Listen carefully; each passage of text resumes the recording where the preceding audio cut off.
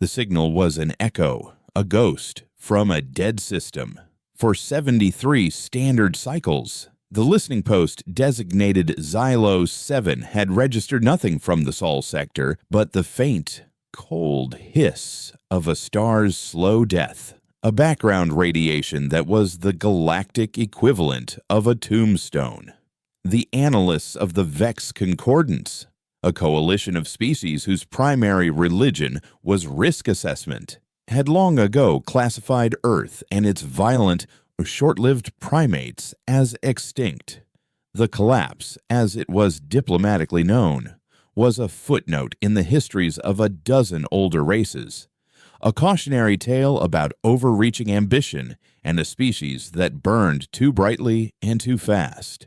They had been a brief, noisy flash in the pan of galactic history, their scattered frontier worlds either collapsing into barbarism, being absorbed by their neighbors, or simply being forgotten. The Vex had issued a formal expression of regret, rerouted a few trade lanes, and moved on. The galaxy always moved on. So when the signal pulsed through the quantum entanglement comms array on Xylo 7, it was first logged as an anomaly, a phantom echo from a long-dead nerve.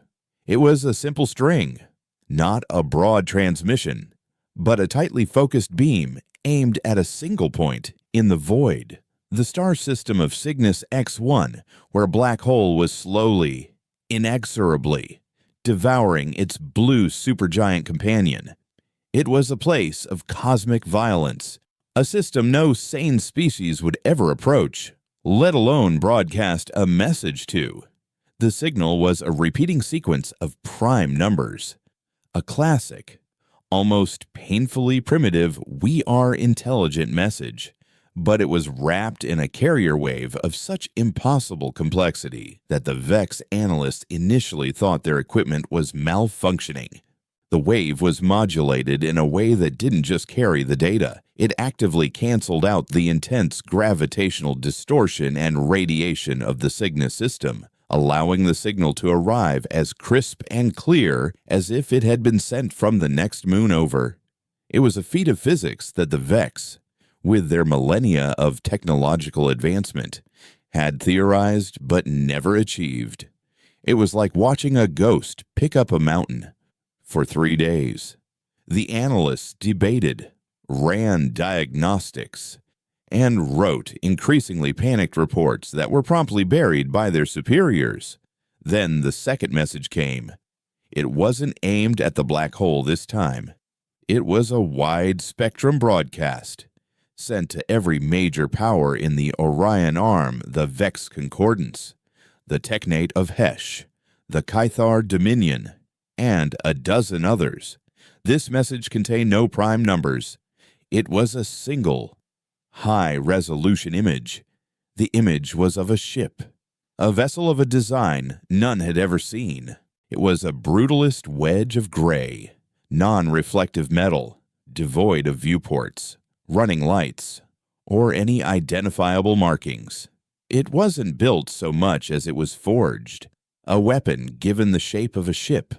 It hung in the void before a swirling, sickly green nebula that the Vex recognized with a cold dread that trickled down their collective spines. It was the Ghoul Nebula, a region of space quarantined for a century, home to the anomaly, the designation given to a phenomenon that was less a species and more a biological plague. The anomaly, designated Subject 847, was a hive-minded, spacefaring macroorganism that consumed entire worlds, stripping them of all biomass and converting them into grotesque, pulsating hatchery planets. The combined fleets of the Vex and the Kythar had fought it to a standstill a generation ago, losing billions of lives to establish the quarantine. They hadn't defeated it. They had merely caged it. The image showed the unknown ship directly in front of a hatchery planet, a world that had once been a verdant garden colony called Viridia. Now, Its surface was a cancerous carpet of green and purple growth, veined with rivers of biological slurry. And as the galaxy watched, frozen in a collective state of disbelief, the ship in the image fired. There was no flash of plasma, no lance of light. A barely visible distortion rippled from the front of the ship, a wave of pure gravitational force that struck the planet's core. The world did not explode. It simply collapsed, imploding in on itself in a silent, horrifying crush of matter, snuffing out the trillion-strong hive in an instant. The nebula itself seemed to recoil from the sheer violence of the act. The image held for 10 seconds, showing the black, empty space where a world had been. Then it cut to black. It was followed by a single line of text, translated simultaneously into the 17 dominant languages of the concordance. It said, "We have returned. We remember Viridia, and we are the cure." The name of the ship, when it was finally identified by a terrified Vex archivist cross-referencing ancient, sub-level threat assessment files from the collapse era, was the HCS Reckoning. HCS, Human Coalition Ship. Humanity wasn't extinct. They had been waiting. And they had learned how to kill gods. Dr. Eris Thorne watched the broadcast from the sterile confines of his xenobiology lab on the Citadel, the Vex Concordance's gleaming capital station. He wasn't a military man or a politician. He was a scientist who had dedicated his life to studying Subject 84 Salvra, hoping to find a weakness, a cure that didn't involve planetary-scale destruction. He watched the implosion of Viridia not with the horror of his Vex colleagues, but with a cold, academic fascination that bordered on terror. The energy signature of that weapon was impossible. It wasn't just a weapon, it was a violation of known physics. He brought up the archives on humanity, files so old they were flagged with warnings of data corruption. He saw their history a chaotic, rapid expansion fueled by aggression and relentless curiosity. He saw the records of their wars, not just with aliens, but with themselves brutal, bloody conflicts that had horrified the more placid species of the galaxy. They were described as emotionally unstable, prone to acts of extreme altruism and equally extreme barbarism. They were brilliant and self-destructive in equal measure. He found the file on Viridia. It had been one of their last, most prosperous colonies, a joint settlement with a bird-like species called the avians. When the anomaly had first breached its quarantine decades ago, Viridia was the first world it struck. The Vex, paralyzed by political infighting and a cautious, risk-averse doctrine, had debated intervention for weeks. By the time they acted, it was too late. The colony's desperate pleas for help had filled the comms channels for 43 hours before falling silent. The Vex fleet had arrived to find a world already being digested. They had logged the loss, expressed their regret, and re-established the quarantine line. They had left the humans and the avians to their fate, writing them off as a tragic but acceptable loss. Now, it seemed, humanity had a different definition of acceptable loss. Eris was summoned to the High Council chamber an hour later. The air was thick with fear. The counselors, beings of crystalline logic and careful calculation, were floundering. Their models hadn't predicted this. Their risk assessments were useless. The return of humanity was a variable so far outside the bounds of probability that it might as well have been magic. They call themselves the Cure. High Counselor Valerius stated, his calm, synthesized voice betraying a microscopic tremor. A cure that involves collapsing planets is indistinguishable from the disease. Eris stepped forward. With respect. Counselor, they just accomplished something our combined fleets have failed to do for a century. They permanently destroyed a hatchery world. Not just sterilized it, but removed it from existence. They have a weapon that can end the threat of Subject 847 entirely. And what is the price of this cure? Doctor, another counselor interjected. What do they want? Their message was a statement, not a negotiation. Before Eris could answer, a junior communications officer rushed into the chamber, his chitinous legs clicking nervously on the marble floor. Counselors, he stammered. We are receiving another transmission. It's from the human ship, the Reckoning. Valerius straightened. On screen. Open the channel. The main holoscreen flickered, but this time it wasn't a pre-recorded image. It was a live feed from the bridge of the human ship.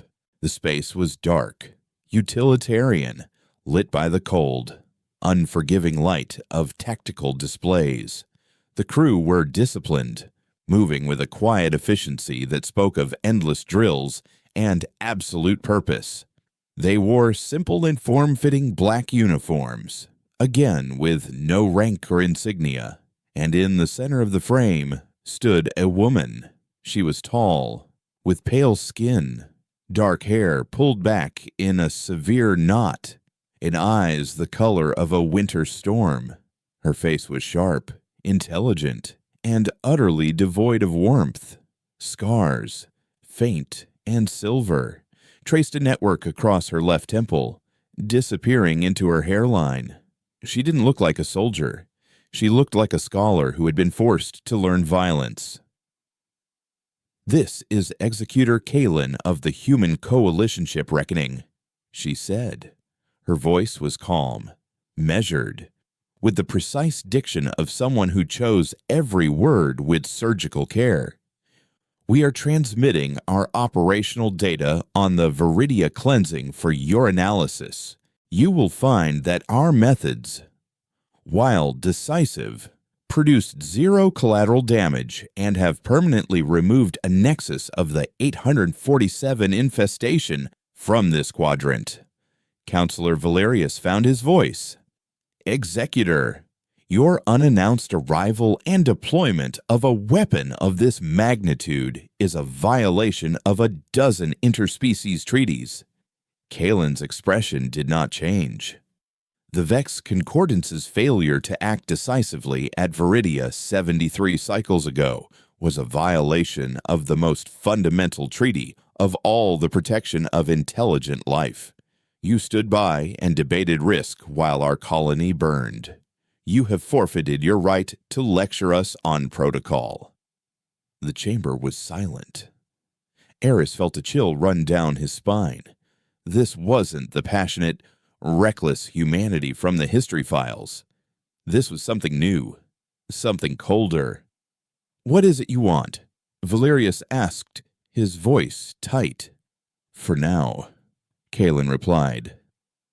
We are providing a service you are incapable of performing yourselves. The anomaly is evolving. Our deep-range scans show 3 more hatchery worlds nearing maturity deep within the Ghoul Nebula. If they are allowed to spawn, the current quarantine will fail. Your fleets are insufficient to contain the outbreak. Ours is not. You are offering your assistance, Aris asked, stepping forward, unable to contain his scientific curiosity. Kalen's eyes shifted to him, and, for the first time, he saw a flicker of something behind their cold facade. It wasn't emotion. It was analysis. She was cataloging him, assessing him. We are not offering. Dr. Thorne, she said, somehow knowing his name. We are informing you of our intentions. We will move on the remaining hatchery worlds in 3 days. We require your fleet to pull back to the designated safe perimeter we are transmitting to you now. Do not interfere. You expect us to simply cede a strategic quadrant to an unknown force. A military caste counselor boomed. You are an unknown quantity. Executor, your technology is beyond ours. Your motives are unclear. You could be a greater threat than the anomaly itself. A faint, almost imperceptible smile touched Kalen's lips. It was a chilling sight. We are not the threat. We are the consequence. You planted a seed of indifference 73 years ago. We are merely the harvest. You have 72 hours to comply. The transmission ended. Eris Thorne stared at the blank screen, his mind racing. He knew then that the galaxy had not just witnessed the return of humanity. It had witnessed the birth of something far more terrifying and far more necessary than anyone could have imagined. In the silence of their long exile, humanity had not just rebuilt. They had remade themselves in the image of their own grief, sharpening their anger and their pain into a weapon that would cut through the hypocrisy and inaction of a galaxy that had left them to die. And Eris, a scientist who believed in understanding, suddenly realized he was standing on the precipice of a new age, an age where the only thing that mattered was not understanding, but survival at any cost. He had to get aboard that ship. He had to understand what they had become, not just for the sake of science, but for the sake of a galaxy that was utterly unprepared for its own reckoning. The silence Kalen left in her wake was more profound than the gravitational collapse of Viridia. In the High Council chamber, the assembled Vex, beings who prided themselves on processing information with the speed and dispassion of a supercluster computer, were frozen. Their logical pathways were short-circuiting, their predictive models shattered into useless fragments of code. They had spent a century calibrating their response to a known threat, the anomaly, only to be confronted by an unknown variable that had just solved the equation by burning the book it was written in. It was the military caste counselor, a hulking being of granite and impatience named Xylo, who broke the paralysis. "This is an act of war," he boomed, his voice like grinding tectonic plates. "They have entered our quarantined space, issued demands, and demonstrated a weapon that makes our entire armada obsolete. The only logical response is a preemptive strike. We must know if this weapon has a weakness." High Counselor Valerius turned his smooth, featureless face toward the general. "Strike with what? Xylo, our capital ships, whose primary weapons would be as effective as throwing pebbles at a star. We have 72 hours. A preemptive strike would be suicide. They have dictated the terms. And, for now, logic dictates we listen." It was then that Aris Thorne found his own voice, not loud, but clear and sharp enough to cut through the rising tide of panic. "You are both asking the wrong questions," he said, stepping into the center of the chamber's holographic display. The eyes of the Concordance's most powerful beings fell upon him. "The question is not whether to fight them or obey them. The question is, what have they become, and why now?" He gestured to the blank screen where Kalen's face had been. That was not a threat display. It was a demonstration of capability. It was precise, clean, and delivered with the cold detachment of a surgeon excising a tumor. They didn't gloat. They didn't make demands for territory or resources. They stated a fact: the anomaly is a disease, and they are the cure. We need to know the nature of that cure. Xylo scoffed. "And how do you propose we acquire this information? Doctors send them a formal request for an interview." "Yes," Aris said simply, causing a ripple of murmurs to spread through the chamber. That is exactly what I propose. I am the Concordance's foremost expert on subject 847. I have spent my life studying its biology, its hive structure, its methods of propagation. The humans, for all their power, have been in isolation. Their understanding of the anomaly is based on data that must be at least 70 years old. I have something they need: current, comprehensive knowledge. I will offer it to them in exchange for access, for observation. Valerius considered this. The Vex mind was a thing of probabilities, of weighing outcomes. War was a certainty of catastrophic loss. Acquiescence was a surrender of sovereignty. But sending Eris, that was an insertion of a Vex asset into the heart of the unknown. It was a chance to gather data, to turn an unknown variable into a known one. It was, in its own terrifying way, the most logical move. You would go aboard that vessel willingly. He asked. They could dissect you. They could simply take the information from your mind. That is a calculated risk, Eris replied, his heart beating a frantic rhythm against his ribs that he hoped his placid Vex exterior did not betray. But they have shown a preference for efficiency, not sadism. Dissecting me would be inefficient. Collaborating with me, however, could increase the efficiency of their stated mission. That is the language they seem to understand. That is the argument I will make. The debate lasted for 4 agonizing hours. Xylo argued for a show of force, for massing the fleet on the edge of the quarantine zone as a deterrent. Valerius and the diplomatic corps argued for a careful, calculated compliance, pulling the fleet back as demanded while opening back-channel communications. But Eris's proposal, the Thorn Gambit, as it was later called, was the only one that offered a path forward that wasn't purely reactive. It was a long shot, a move of insane bravery or even greater foolishness. But it was a move. The Vex hated inaction more than anything else. Finally, Valerius gave the order.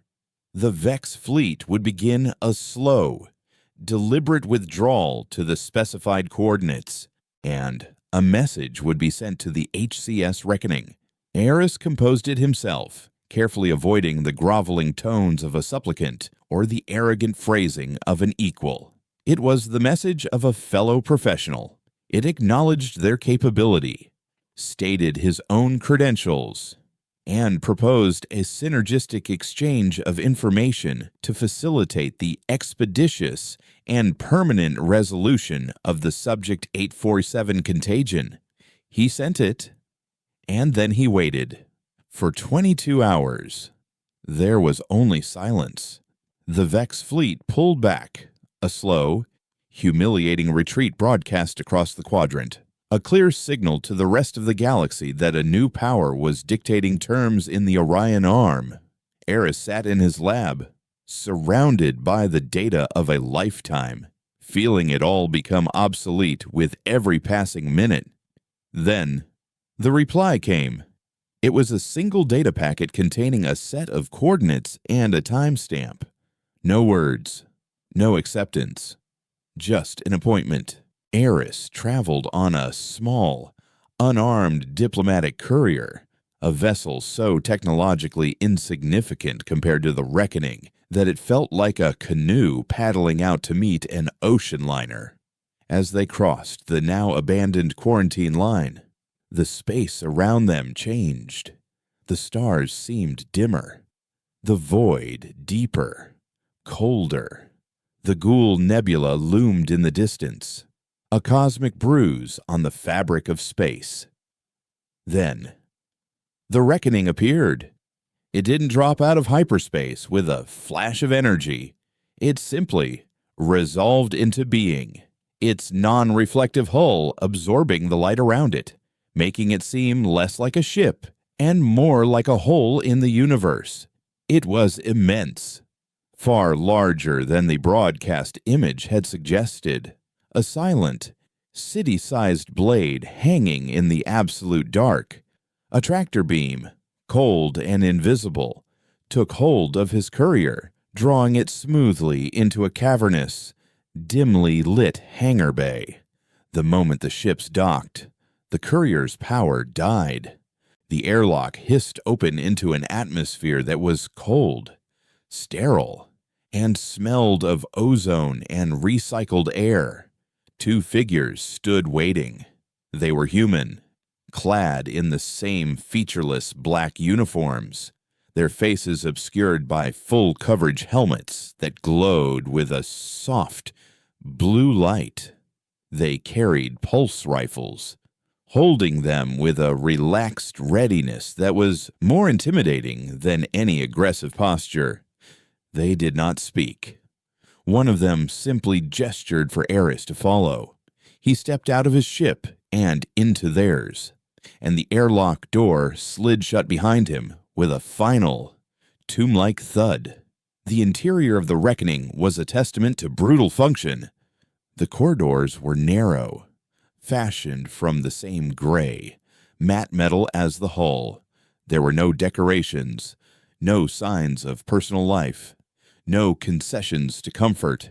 There was only the low, pervasive hum of a power source that felt impossibly vast, a sleeping leviathan just beneath the deck plates.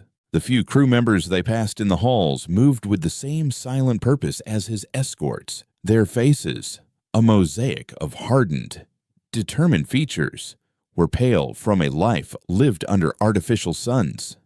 They glanced at him, their eyes lingering for a moment, not with curiosity, but with a flat, dispassionate appraisal, like a biologist studying a new specimen. There was no hatred in their gaze. There was something far worse, complete and utter indifference. He was led not to the bridge, but to an observation deck. One entire wall was a transparent sheet of what he assumed was armored crystal, looking out onto the swirling chaos of the Ghoul Nebula. In the center of the room, standing with her back to him, was Executor Kalen. She was watching the sickly green clouds of the nebula as if it were a painting she was critiquing. "Dr. Thorne," she said, without turning, "you are either the bravest or the most foolish Vex I have ever had the displeasure of studying. I assure you, Executor, my actions are guided by logic, not emotion," Eris replied, keeping his voice steady. She turned then, and the full force of her presence was like a physical blow. Her storm-gray eyes seemed to see right through his carefully constructed composure, into the core of his Vex soul where a terrified, fascinated scientist huddled. "Logic," she mused, taking a step toward him. "Your concordance uses logic as a shield, a justification for inaction. You calculate risk until the window for action has closed. Then you log the results as an unavoidable tragedy and congratulate yourselves on your prudence. There is no logic in that, only cowardice." "Our prudence has maintained stability in this quadrant for 500 cycles," Eris countered. "Your stability is stagnation. It's the peace of the graveyard," she said, her voice dropping, becoming dangerously quiet. "You quarantined this nebula, content to let the cancer within it grow, so long as it didn't spread past the walls you built. You never considered that one day the cancer might learn how to break down the walls." She gestured to the vast window. "That is what is happening. The anomaly is changing. Your 70-year-old data is useless. Your biological models are children's drawings. You are trying to fight a predator that has evolved beyond your comprehension." "Then show me," Aris challenged, his scientific drive overriding his fear. If my knowledge is so obsolete, then prove it. You brought me here for a reason. You need my expertise, even if you won't admit it." Kalen stared at him for a long, so silent moment. The faint smile returned to her lips. "Very well, Doctor. You want to understand what we have become. Then you must first understand what we were running from." She turned to a nearby console and, with a few keystrokes, brought a new image to the main screen. It was not a tactical display or a star chart. It was a biological scan, a fractal cascade of genetic code and synaptic pathways, complex and terrifyingly alien. But it wasn't a scan of Subject 847. "This," Kalen said, her voice as cold and empty as the space between galaxies, "is a scan of a human child, born 10 cycles ago on a deep-range colony we thought was safe, a colony that was visited by a single, microscopic 847 spore that your quarantine failed to contain."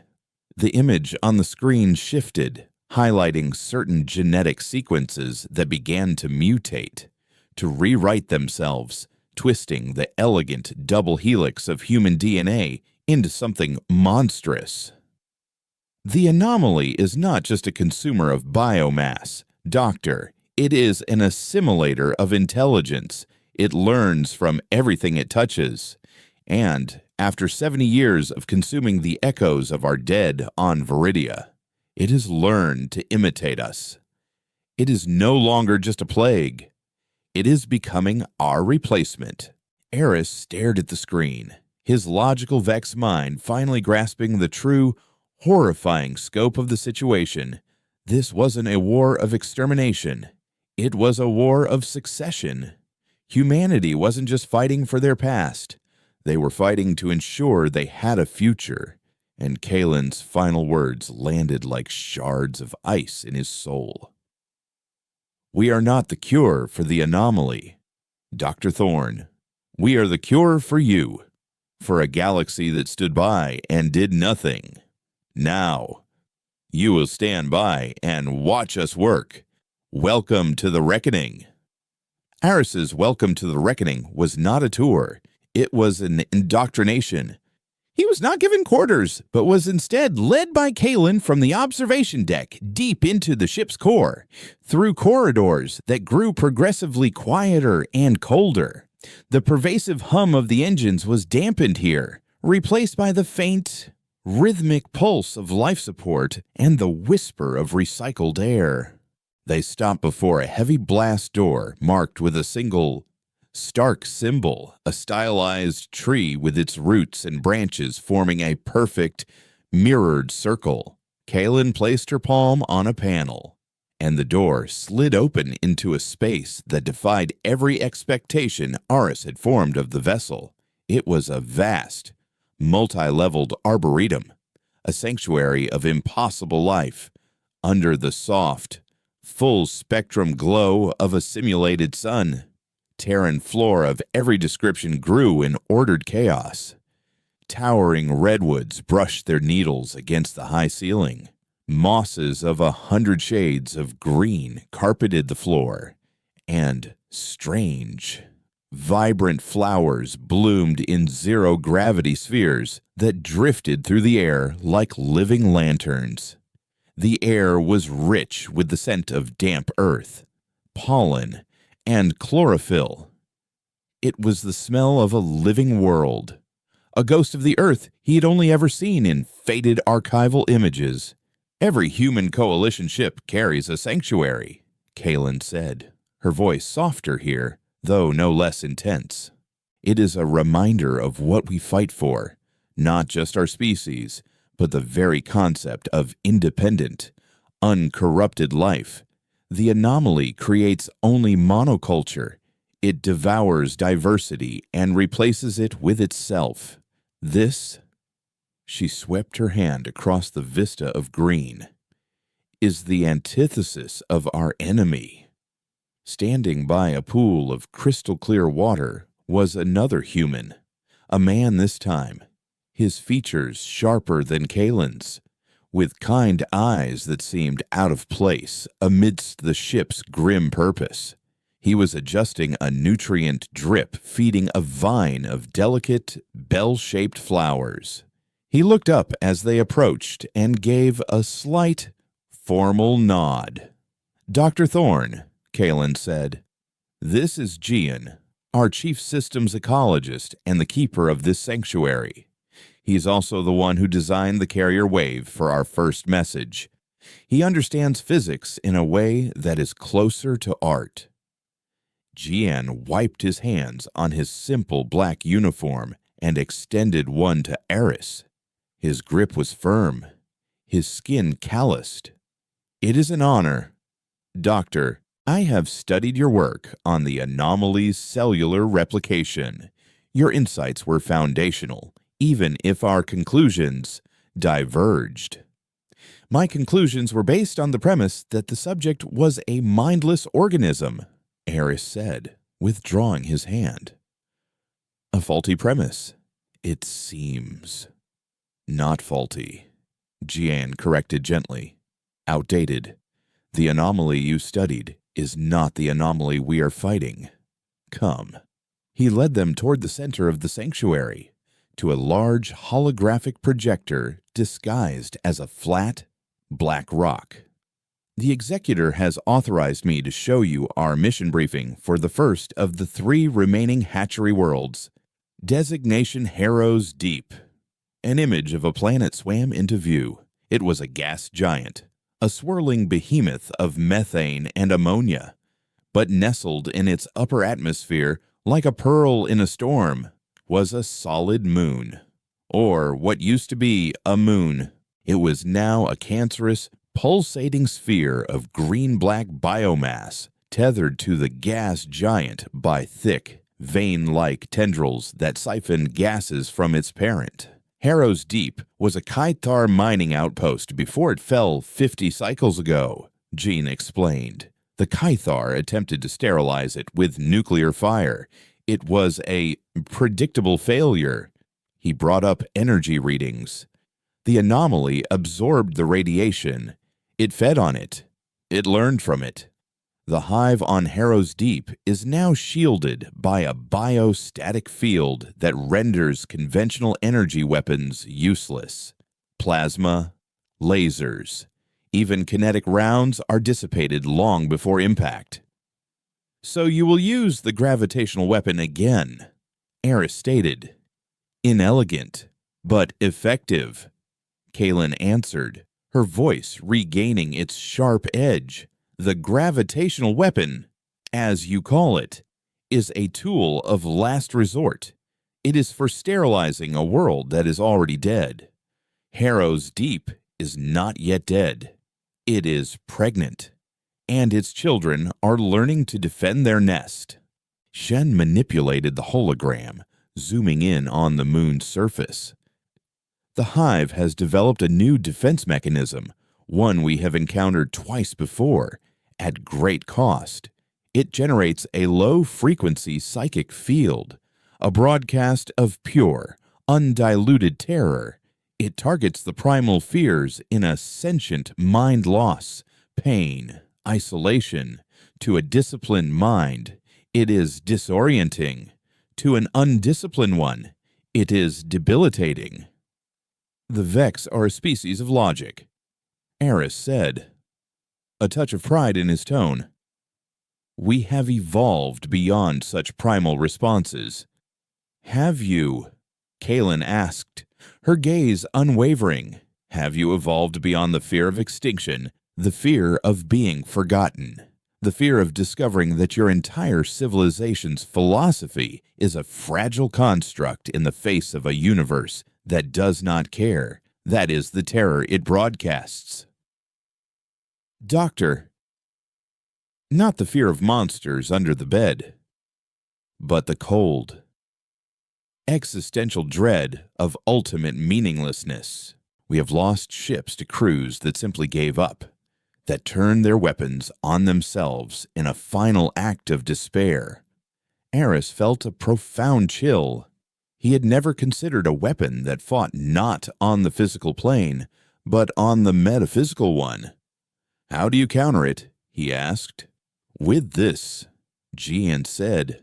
He held up a small, metallic disc. "A neural dampener.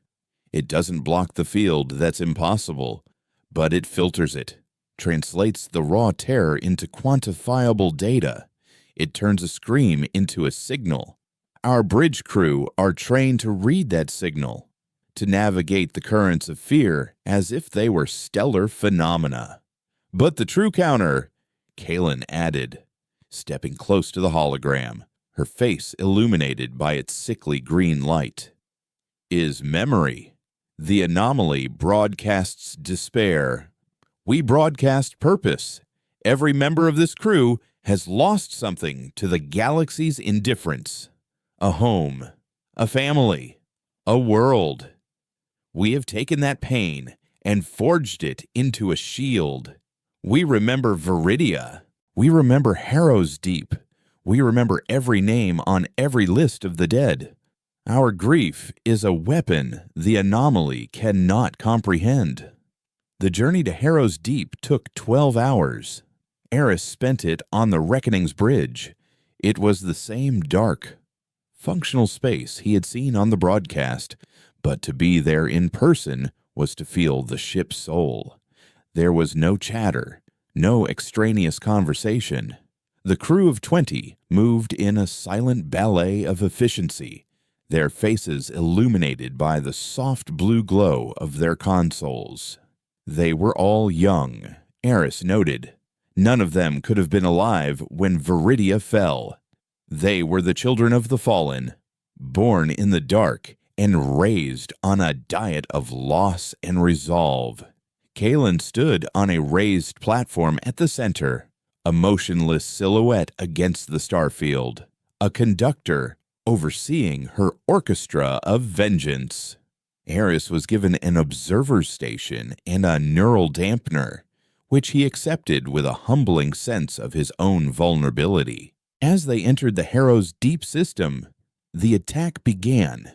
Eris felt it first as a subtle pressure behind his eyes, a low thrum that bypassed his Vex auditory sensors entirely. Then the dampener kicked in, and the sensation was translated. His console displayed a complex, chaotic waveform, but even filtered, he could feel the ghost of the signal. It was the distilled essence of entropy. It was the feeling of watching a star die, of a body growing cold, of a memory fading to nothing. It whispered of the futility of his research, the insignificance of his entire species in the face of cosmic timescales. It was a poison for the soul. He watched the human crew. Their faces tightened, their knuckles whitened on their controls. But they did not break. Their eyes remained fixed on their displays, their hands moving with practiced precision. They were weathering a hurricane of cosmic despair, and they were holding the line. "Resonance field online," a tactical officer announced, her voice strained but steady. "Targeting the primary synaptic clusters of the hive." The ship shuddered as a new energy system came online. This was not the brute force of the gravity weapon. This was something surgical. On the main screen, Eris saw shimmering, almost invisible waves of energy envelop the hatchery moon.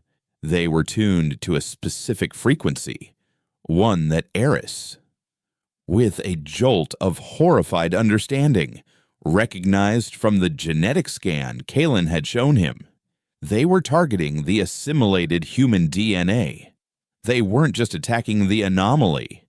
They were making it tear itself apart, turning its greatest evolutionary advantage into a fatal vulnerability.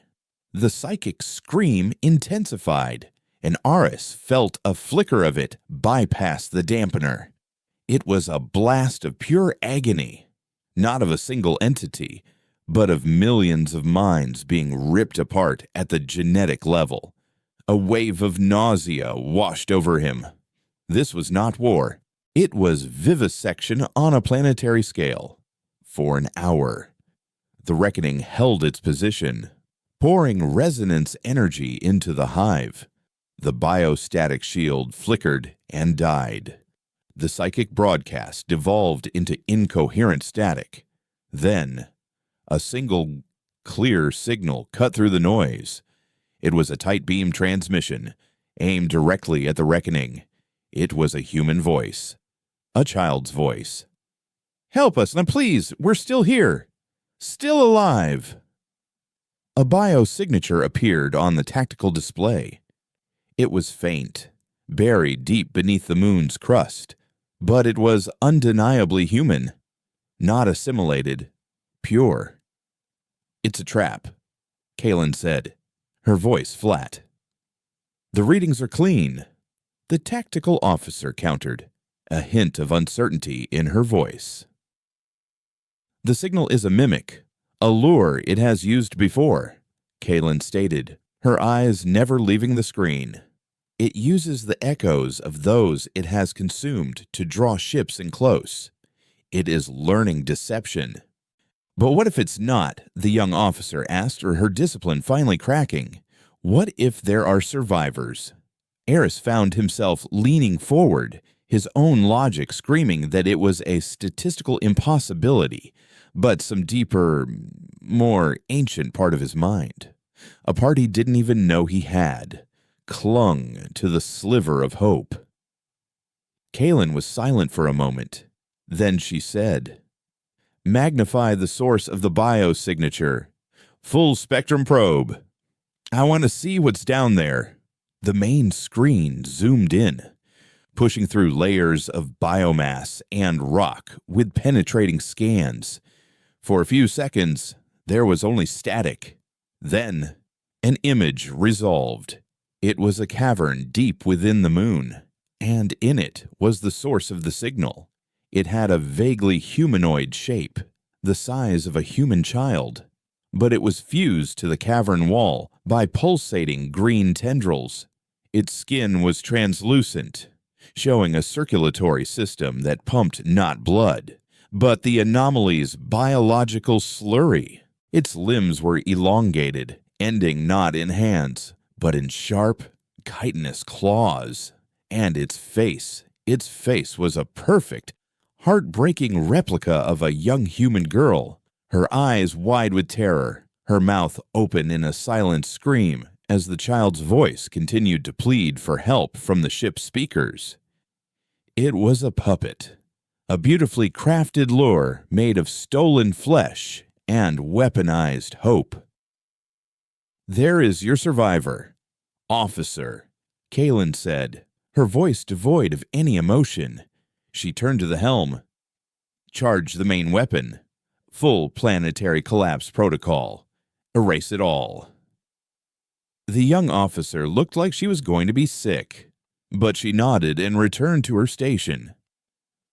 Eris stared at the image of the child thing, the vexed scientist in him cataloging the horrifying biology, but the rest of him recoiling in absolute horror.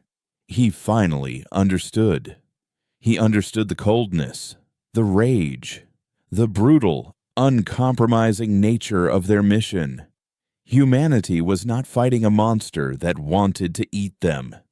They were fighting a monster that wanted to become them, to wear their faces and speak with their voices while it hollowed them out from the inside. As the reckoning began to glow with the energy of a collapsing star, Eris looked at Kaylin. He did not see a tyrant or a warmonger.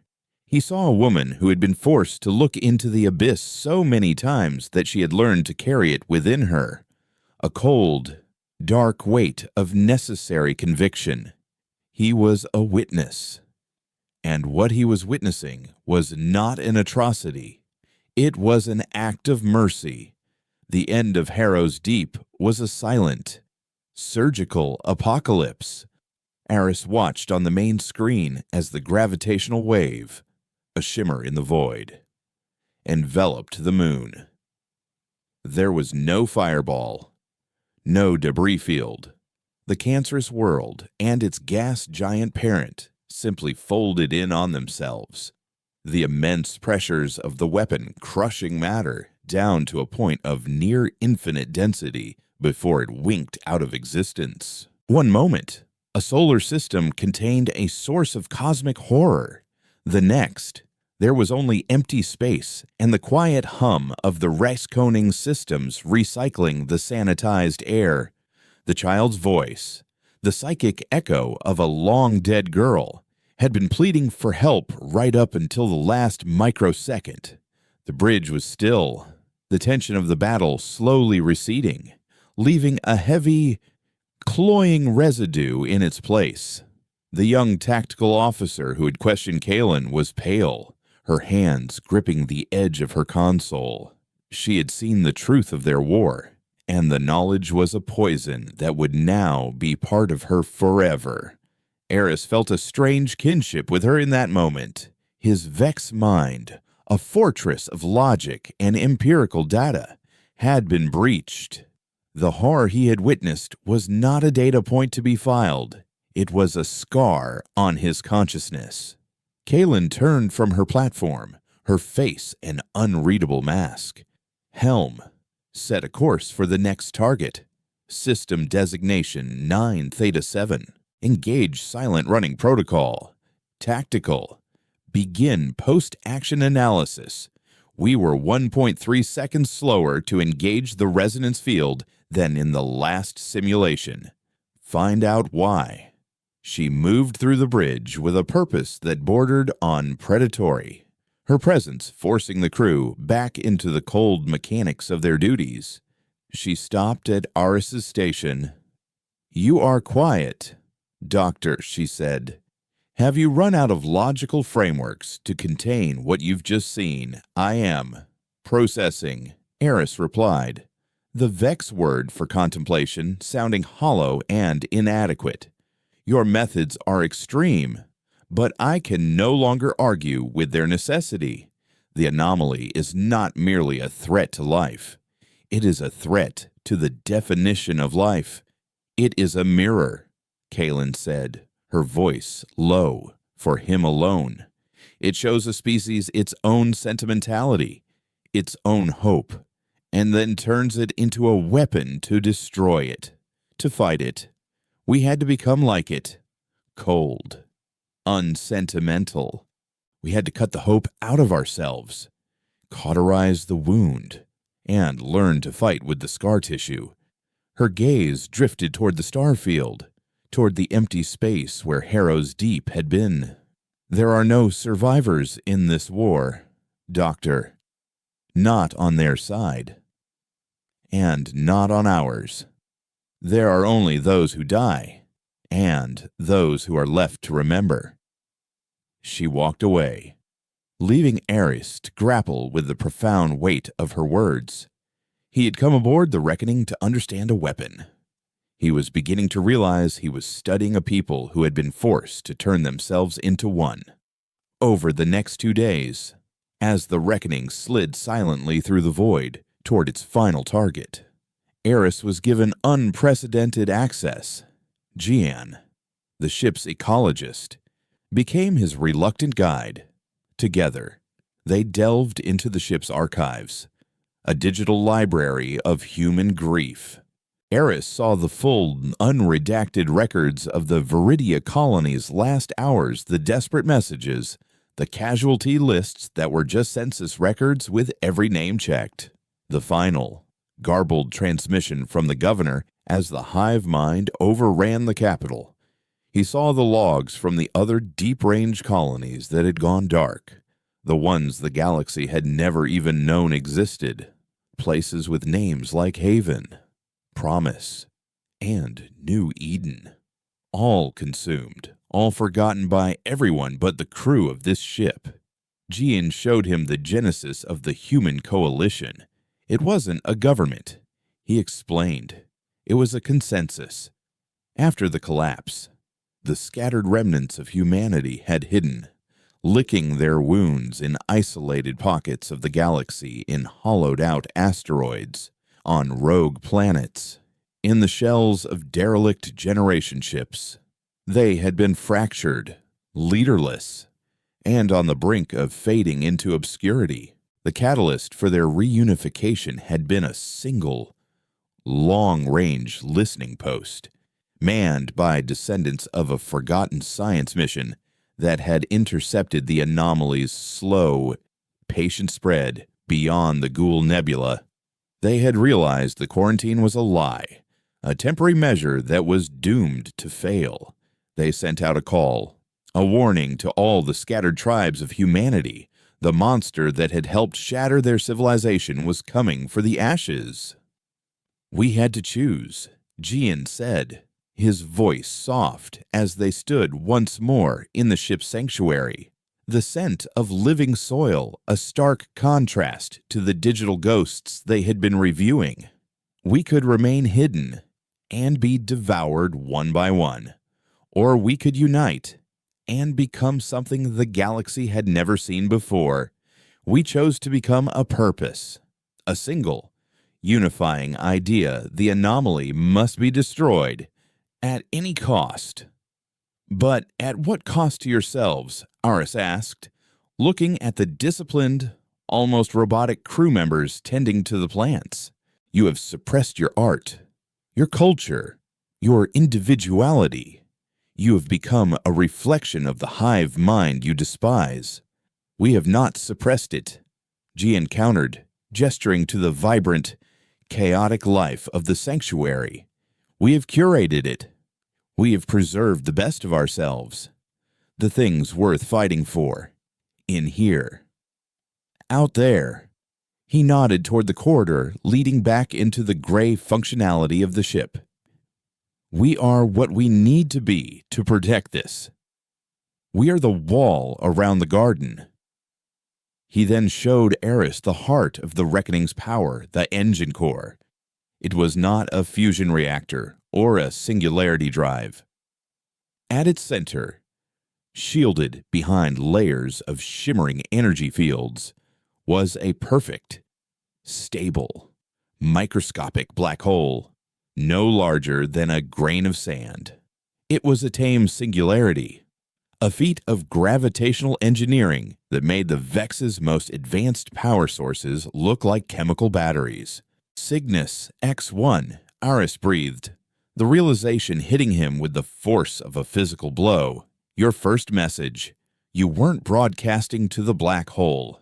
You were studying it, learning from it. We were harvesting," Gian corrected. "For 70 years. We have been learning to shepherd gravity itself. The implosion weapon is the crudest application of that science. The ship's drive, the resonance fields, the very hull plating that makes us invisible to sensors. It is all born from our understanding of the universe's most fundamental force. We did not rediscover fire, Doctor. We tamed the thing that eats stars. They arrived at 9 Theta 7, the final hatchery world. This one was different. It was a terrestrial planet, an Earth-like world of blue oceans and green continents, now marred by the sickly, creeping veins of the anomaly's corruption. But the hive's growth was incomplete. It was fighting against something. As the Reckoning entered orbit, sensors picked up sporadic energy bursts from the surface, weapons fire that was distinctly non-human and not of anomaly origin. "Life signs," the sensor officer reported, his voice sharp with surprise. "Sentient life. Non-native. They are fighting back." Kalen was on the bridge in an instant. On screen, the image that appeared was grainy, filtered through atmospheric distortion, but it was clear enough. On a high plateau, surrounded by a sea of writhing green tendrils, was a fortified city. Its architecture was sharp, crystalline, glowing with a soft internal light, and defending its walls were tall, slender, avian figures with iridescent feathers and wings that while too small for flight, were used in complex, expressive gestures of communication. They fought with lances that fired beams of focused sound, weapons that could shatter the anomaly's chitinous warriors, but were having little effect on the encroaching biomass. Avians, Eris whispered, recognizing them from the Viridia files. They were the co-inhabitants of the colony. We thought they were all wiped out. They are not native to this world. The sensor officer added, their city, it's a ship. It has a drive signature, but it's heavily damaged. The story clicked into place in Eris's mind with horrifying clarity. A small group of avians must have escaped the fall of Viridia. Their ship crippled and crashed here decades ago. They had survived, rebuilt, only for the same monster that had consumed their home to find them again. They were making their last stand. The hive's psychic field is active, the tactical officer reported, but it's unfocused, torn between us and the avians. They are giving us an opening. They are also a complication, Kaylin said, her voice cold and analytical. The implosion weapon is not an option. The collateral damage would be absolute. The bridge crew looked at her, waiting. For the first time since Eris had come aboard, their absolute certainty was wavering. Their mission had been simple: sterilize, erase. But this was a rescue, a concept they had seemingly purged from their operational vocabulary. Executor, the tactical officer said, we could use the resonance field to weaken the hive, give the avians a chance to break through and evacuate. And then what Kaylin countered, the anomaly will learn from the attack. It will adapt. We will have saved a few hundred, and in doing so, allowed the disease to evolve a new immunity. The mission is the permanent eradication of the threat. That is the only variable that matters. Executor, they are the last of their kind. Jian's voice came over the bridge comms from the sanctuary, a breach of protocol that made every head turn. They are the last living echo of Viridia. We cannot abandon them as we were abandoned. The silence on the bridge was deafening. Kaylin stood motionless, her back to the crew, staring at the image of the besieged city. Eris could almost feel the conflict warring within her, the cold, hard logic of the executor versus the ghost of the human she had once been. This was the test she had spoken of. The anomaly was once again using hope as a weapon, forcing a choice that had no right answer. To save the avians was to risk the future. To sacrifice them was to become the very thing they had been fighting against, a cold, calculating power that weighed lives and found them wanting. Finally, Kaylin turned, her face set like stone. Tactical, she commanded. Prepare a surgical strike. Target the hive's primary neural plexus, the central point controlling its advance on the avian city. We will use a concentrated burst from the resonance field, enough to paralyze it, not destroy it. That will only buy them time. Executor, the officer said. How much time? 37 minutes. By my estimate, Jian's voice replied. Before the hive adapts and reroutes control, then they have 37 minutes, Kaylin said. She turned to her communications officer. Open a channel to the avians. Tell them who we are.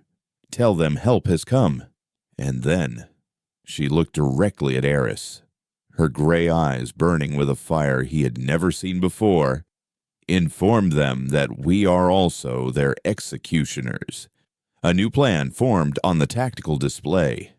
The reckoning would paralyze the hive. In the window of opportunity that created, it would descend into the atmosphere and use its tractor beams, the same technology used to shepherd black holes to lift the entire avian city ship from the planet's surface. But the gravitational stress of the lift, combined with the ship's pre-existing damage, would tear the vessel apart. They could save the avians from the anomaly, but they could not save them from the laws of physics. They were offering them a choice not between life and death, but between two different kinds of extinction: to be consumed by the monster, or to die free, looking up at the stars. Why, Eris asked Kalen, his voice a hoarse whisper. Why this? Why not just leave? Because memory is a weapon. Doctor, she replied, her gaze fixed on the doomed city. And the last memory of the avian race will not be of them being devoured by the darkness. It will be of their oldest friends returning from the dead to help them fight the dawn. Some things are worth more than survival. The reckoning began its attack, and Aris Thorn, the Vex scientist, bore witness as humanity, the species that had supposedly purged itself of all sentiment, prepared to sacrifice the tactical advantage of their entire war for a single, beautiful, and utterly illogical act of remembrance. The battle for 9 Theta 7 was not a clash of fleets, but a race against a biological clock. The Reckoning descended from orbit like a sliver of night, its hull glowing with the contained fury of its resonance field. As it entered the upper atmosphere, the psychic shriek of the hive, now fully focused on the new threat, washed over the ship. Even with the dampeners, Eris felt the raw, primal hatred of a billion minds unified in their desire to kill. It was a physical force, a pressure that made the deck plates groan and the lights flicker. On the bridge, the crew were no longer cold automatons. Sweat beaded on their brows. Their jaws were tight, and their hands moved with a feverish intensity. They were fighting on two fronts, one against the monster outside, and one against the despair it was trying to plant in their souls. Resonance burst in 5, 4, 3. The tactical officer counted down, her voice a strained whisper. 2, 1. Mark. A wave of shimmering, turquoise energy erupted from the Reckoning, visible for a moment as it ionized the air before slamming into the planet below. It was not an explosion, it was a note of music, a perfectly tuned frequency that resonated with the stolen human DNA woven into the hive's neural structure. On the main screen, the sea of green biomass convulsed. The writhing tendrils that had been clawing at the avian city's walls froze, then went limp. The psychic scream cut off, replaced by an eerie, profound silence. The hive was not dead, but it was stunned, its central nervous system shattered by a weapon that was, in essence, a ghost of the people it had consumed. "Window is open," the helm officer announced. 37 minutes on the clock. "Take us down," Kalen commanded. "Tractor beam emitters on standby. I want a lock on the city's primary structural supports." The Reckoning plunged toward the plateau, a brutalist angel of mercy descending into a garden of horrors. On the ground, the avians, who had been fighting a losing battle for weeks, ceased firing their sonic lances. They stood on their crystalline battlements, their slender forms silhouetted against the paralyzed green tide, and looked up. Their gestures, which Aris's universal translator struggled to interpret, were a mixture of disbelief, reverence, and a deep, soul-shaking sorrow. Their oldest allies, their long-lost friends, had returned at the very end of all things. "We have a lock," the tactical officer reported, "but the city's power core is fluctuating. The structural integrity is failing. Lifting it will be messy."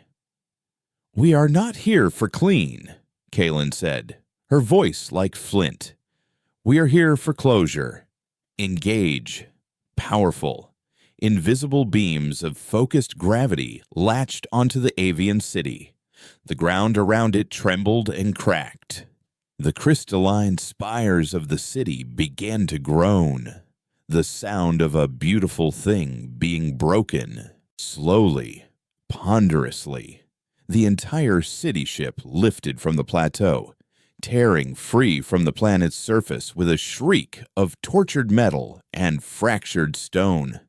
It rose into the air, a testament to a lost civilization, held aloft for one final, glorious moment. And then, as predicted, it began to come apart. Hairline fractures spiderwebbed across its glowing walls. Spires crumbled into glittering dust. The city was dying, but it was dying on its own terms, ascending to the heavens rather than being dragged into the muck. A final, clear message came from the avians, not in their language of gesture, but in a simple, universal telepathic broadcast that every member of the Reckoning's crew received in their own mind. It was a single, pure feeling, gratitude. As the city climbed higher, a new energy signature flared from within it. "Executor," the sensor officer yelled. "Their power core is going critical. They're overloading it." Kalen understood instantly. The avians were not just accepting their fate, they were adding their own final defiant sentence to the story. They were turning their entire city into a bomb. "Helm, get us out of the atmosphere. Now," she roared. Full power. The Reckoning surged upward, its engine core thrumming as it fought to escape the planet's gravity.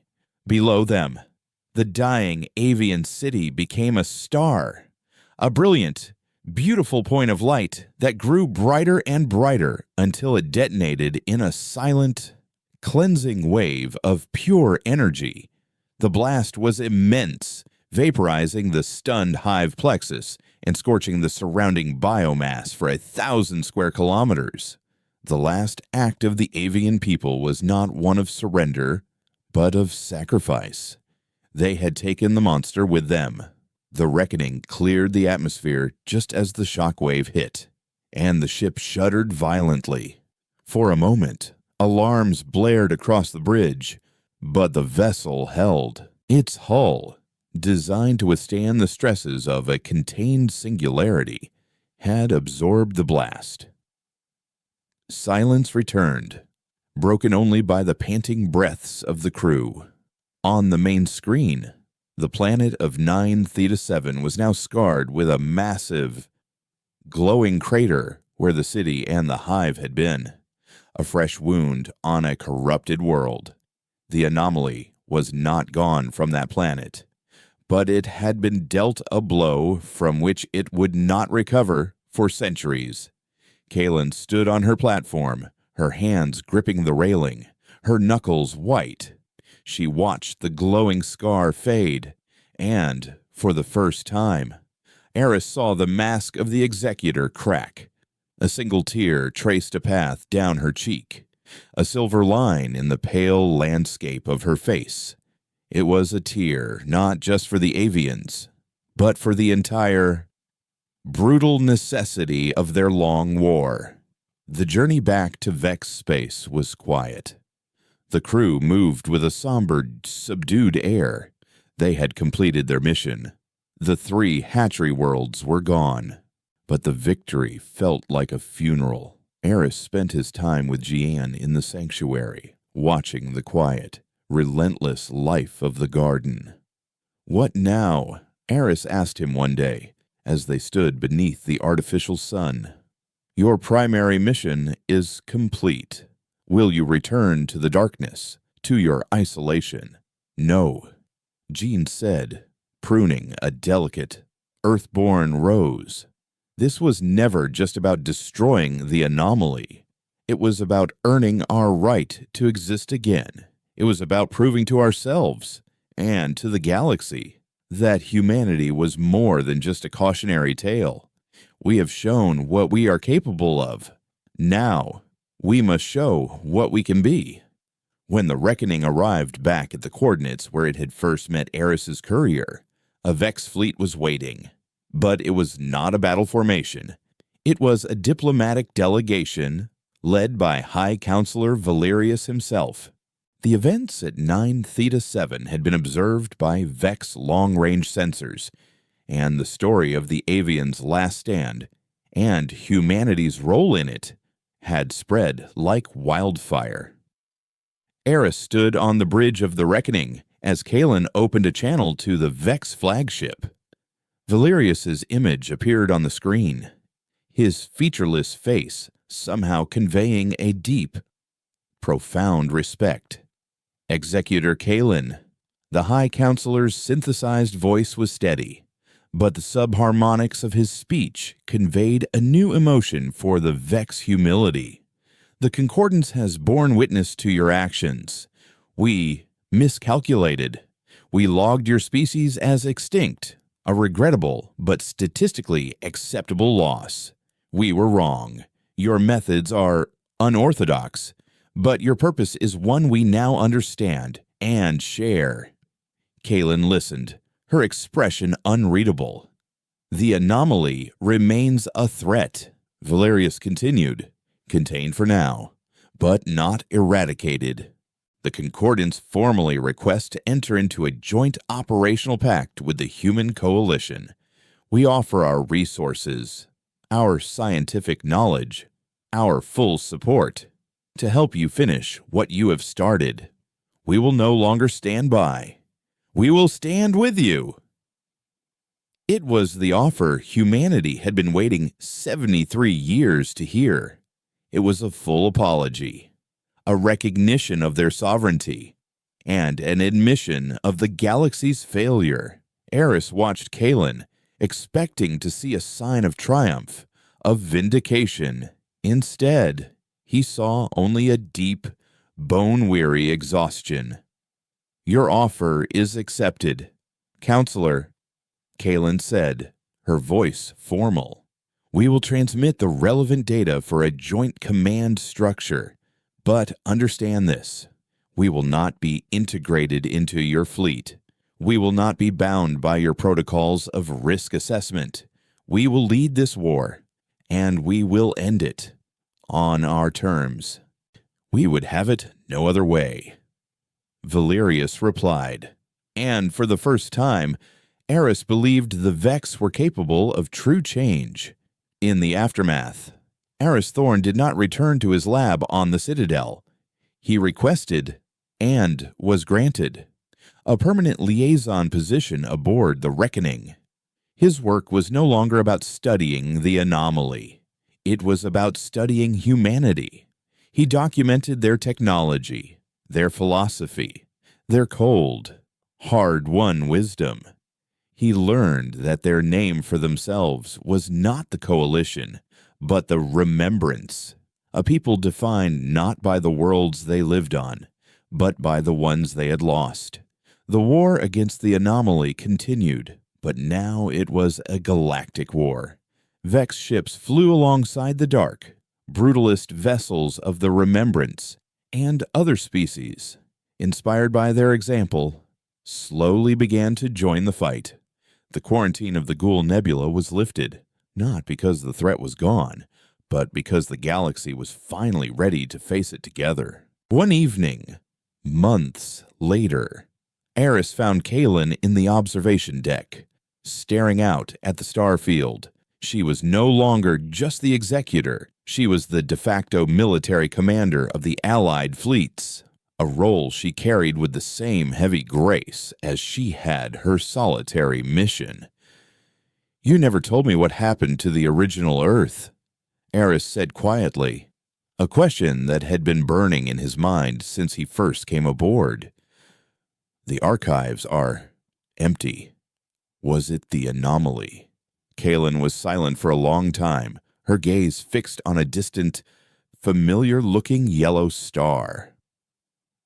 No, she said finally, her voice barely a whisper.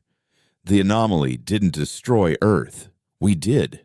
She turned to him, and in her storm gray eyes he saw the oldest and most profound human tragedy. In the chaos of the collapse, as our colonies fell and our government shattered, we turned on each other. We did what we have always done best. We fought over the ashes.